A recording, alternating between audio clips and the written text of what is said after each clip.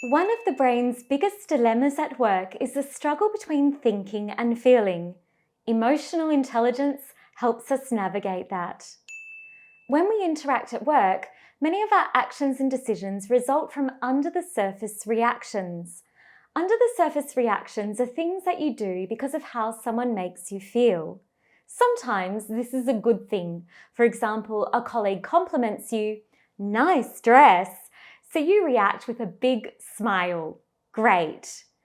But some other under-the-surface reactions can jeopardize and even sabotage our performance and impact at work. Let's take an example. You're delivering a pitch in a team meeting. You notice a colleague rolling their eyes, someone else is on their phone, and your boss is looking out the window unengaged. This makes you worry that your content is not being well received, so you lose your train of thought or stumble over your words and wrap it up fast before sitting down awkwardly. The under-the-surface reaction, fear your colleagues are bored and the concerns that you're saying doesn't matter, negatively impacts your communication. Over time, if negative feelings repeat about similar activities at work, your set of reactions can become habitual and may result in you feeling less comfortable and opting out of the activity altogether.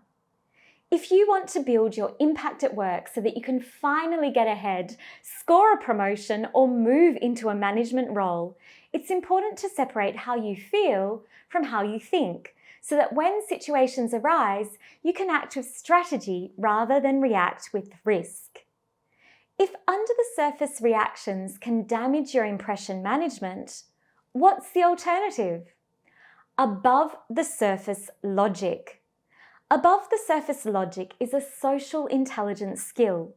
Instead of launching into a feeling-based reaction when something stressful happens at work, we can activate above-the-surface logic by weighing up and evaluating the information we receive that makes us feel uncomfortable.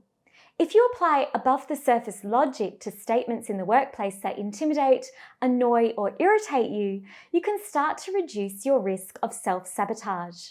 So I challenge you to increase your impact in the workplace with this decisive goal.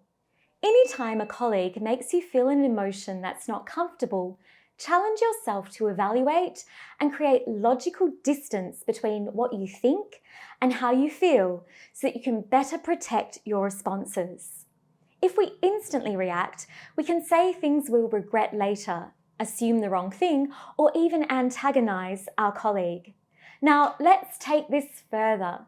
If we experience a negative reaction in the workplace, what are the steps we need to apply to get the most effective outcome? Number 1, acknowledge your feelings. Emotions are in place to protect you and give you information about threats in your environment, so never ignore them. Number 2, safeguard your reactions. If your emotions are strong, anger, disgust, contempt, high-level anxiety, back out. Chances are you've hit a controversial topic. Your brain will need time to process what you've experienced, and you'll need a strategy to move forward. Find a way to extract yourself from the scenario as best as possible. You can do this by suggesting an alternate time for discussion or positioning a pre-planned response for risky situations. Remember, you have options for what to say and when to say it. If an experience at work raises your stress levels, normalize it. Everyone experiences stressful conversations at work, but not everyone mobilizes with a strategic game plan to deal with them. Number 3, use a framework. If you use a systematic approach to manage communication stress at work, you'll decompress and be more confident with complex people and situations.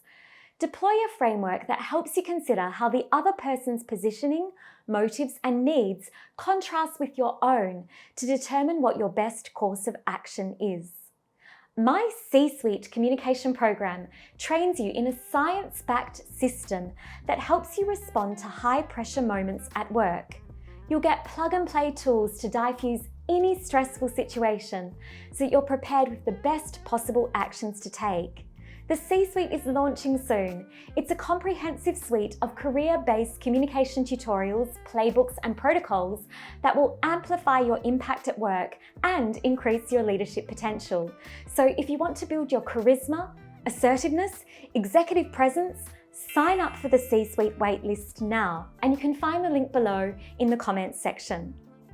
Positioning yourself in a socially intelligent way takes structure and concrete action. I hope you enjoyed this topic. Thanks so much for watching, and if you've got this far to the end of the video, let me know by writing social intelligence in the comments. Now, there's always something to learn in this area, so don't forget to subscribe to my channel so you can be ready for the next vlog.